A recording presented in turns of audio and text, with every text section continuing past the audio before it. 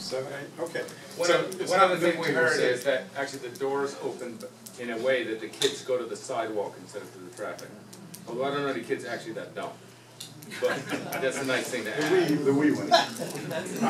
Now we proposed this in South Carolina. They have a lot of racing and football and stuff. And they thought, man, you can back them all in there and have a great tailgate party. They really loved it there. Next, please. Okay, now this would occur. There's a great deal of debate that we noticed even before we got here between the 2 lanes and the 4-lane proposals. All right? So you have the 100 feet of right-of-way, and if the traffic gets to a point where you need to 4-lane this section, here's your 4-lane. Now would you flip back to the other one, please? And flip back again to that a couple of times. You get the picture? You just take away the angle parking, go to parallel parking, and it turns a 2-lane street into a 4-lane street. So you can build it right away, but use it only when you need it. And by the way, it could also possibly be on special event days, or perhaps during commuting times. And the rest of the time you can have the additional capacity. It's only, and cities administer that easily. When other many cities clear the parking during the special times. So that's we call this a convertible street design. Convertible street design. All right, you heard about the beach mouse from among yourselves, and Andres spoke to it significantly. There is a lot of regulatory activity that's underway that has to do with the beach mouse. WCI is under a process with Fish and Wildlife and the Corps of Engineers, and they're going to get a Section 7 permit at the end of that. That's been going on for years. Okay, the habitat plan is underway. Again, Department of Interior has to do that after it goes through Atlanta and up to D.C. and a couple of places in D.C. But that's the one that's being brought locally. That's the 66 acres that is being brought to you. So if you need a mitigation, you don't have to go to Washington. So this says 66 acres to be administered locally. So that whole process is underway. There's another process, the EIS, the Environmental Impact Study for the 4-lane Perdido Key Drive. And that's with Florida DOT and Federal Highway, and again, Fish and Wildlife. And that'll be another Section 10 permit. That's a Section 7 permit, for those of you that really like the details. So all of this is going on. Okay, now there's one thing we want to explain to all of you, because the more you understand, the better. Okay, and I think we're all adults here. The reason that environmentalism is so difficult, it takes so long, is that the environmental groups, like let's say what would be one that wouldn't have me shot? Let's say let's say Greenpeace. Okay, what they do is they sue. They sue the Fish and Wildlife and EPA. So whenever there's a mitigation that's granted to somebody, even as they go through the process, they automatically sue to hold things up, to teach them a lesson. And of course, the poor Fish and Wildlife in Washington has its budget reduced by these lawsuits. It's very costly. So they hate it. That's why they hesitate. They try to get everything right. This is something we learned here, that this is happening. What we're afraid is that when the road comes in, the widening of the road, and there is a lawsuit, not if, when there is a lawsuit, they'll go ahead in the manner of good lawyers and just sue everybody down the line. Right? Even though this is close to happening after many years, and this could be pretty close to happening after many years, the thing to do is to do a kind of shotgun, and everybody gets sued and everything gets held up. In other words, you're punished. So one of the things we're recommending, frankly, is that get this master plan done and just hesitate for a while before you go into this one, so that there isn't this kind of waterfall or avalanche of lawsuits that then affects everybody, including WCI. And this is just real professional advice from people who tell us this is the way that's happening in Washington.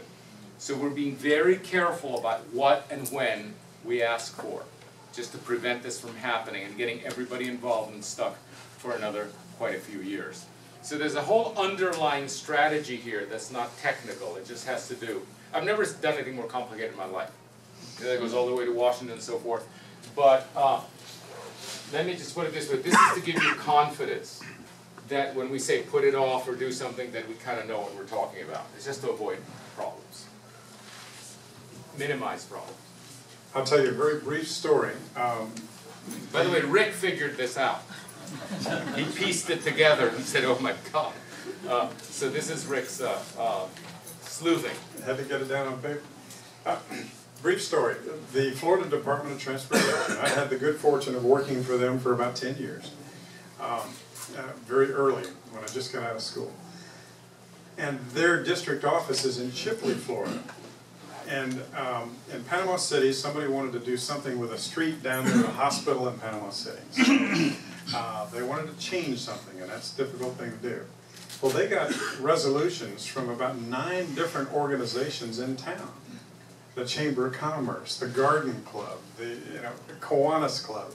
All these resolutions were taken. Then they drove them to Chipley and they put them on the engineer's desk, the chief engineer. And the chief engineer said, well, you've made my job a whole lot easier. And they got exactly what they wanted. The DOT has never been in more of a mood to do what you at the local level want to do. If you get your act together. But it's best if it's unanimous. Yeah. Okay, so if you can get support behind a very good plan, then there may be some less encouragement to do any lawsuits. So unanimity, get to where you understand this and speak with each other about it in a unified way. Next. Traffic counts. In short, you have about 16,000 vehicles up there at the top, right about here. And you have about 14,000, 12,000 per day. This is vehicles per day. And 12, and then it jumps up to 13. And that's the Alabamians coming across just to get to the Floribama, and then they're going back. See, that's why that number's bigger than this number in the middle, right? So that's the current picture, and that's the very first thing we look at, because that helps us know exactly we get our finger on the pulse of this body of land. Go ahead. Is that average or seasonal?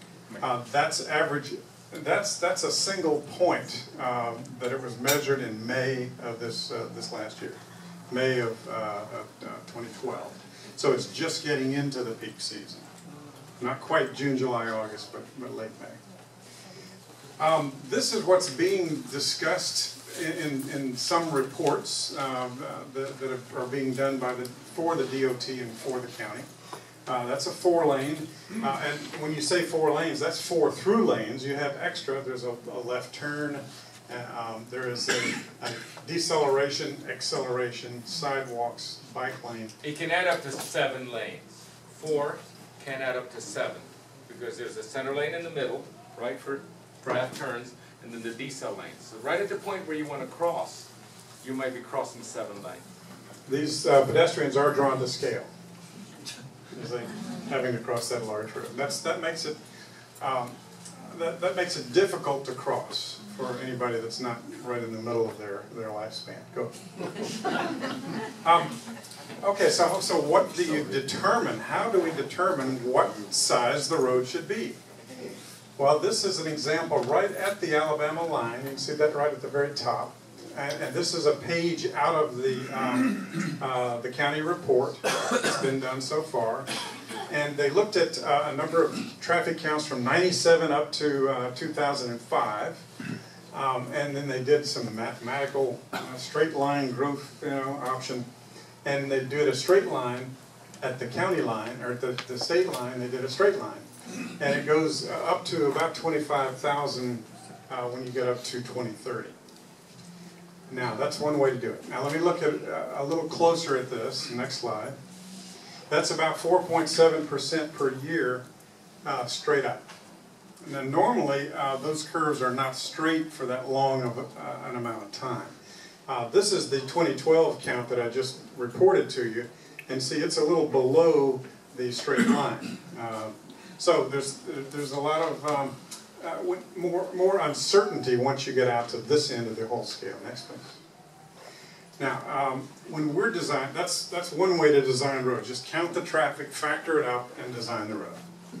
Now, what we spend a lot of time looking at is pedestrian safety and pedestrian bicycles and bus riders.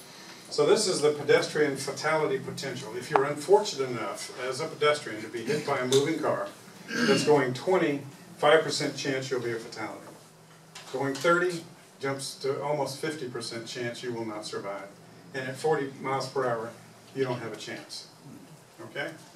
The posted speed in that curve Sorry, is that's at what speed? You don't have a chance? 40. And you know what that feels like, it's nothing. And Or at least you do.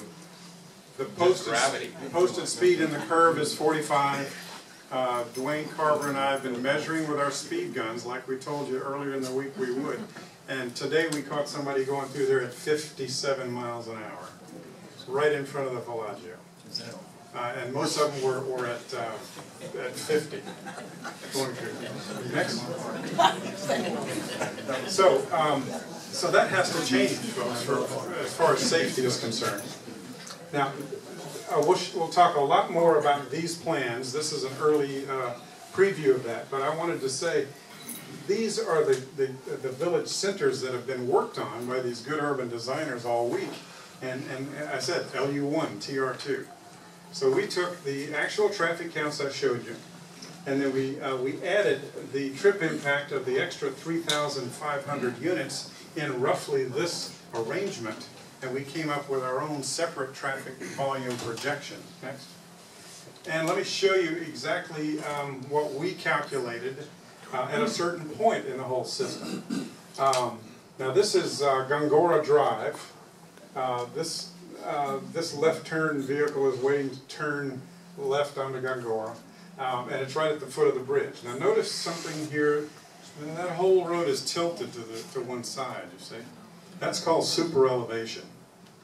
That's what the extreme of that is when you go to a NASCAR track, you know. Oh, yeah.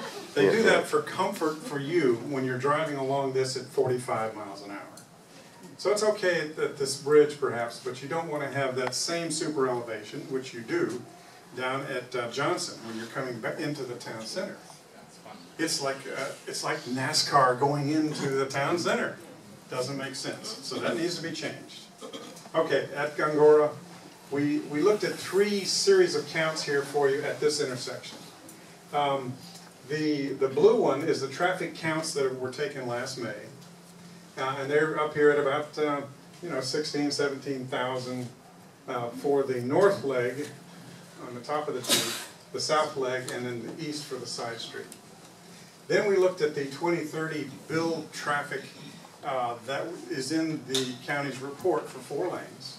And it got up to almost 30,000 at that projection, just below 25 for the south leg, and then a small number for the east side.